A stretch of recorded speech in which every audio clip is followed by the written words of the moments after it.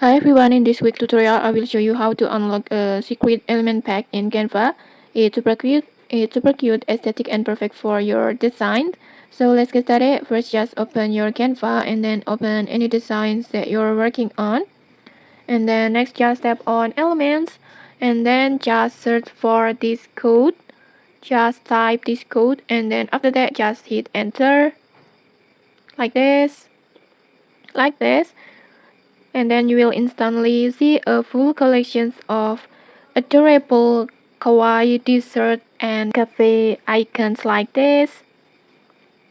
These elements have a soft pastel styles, rounded lines, and a cozy cafe vibes like this. And then it's perfect for recipe cards or maybe bakery menus, cafe branding, stickers and planners, or maybe cute themes social media posts.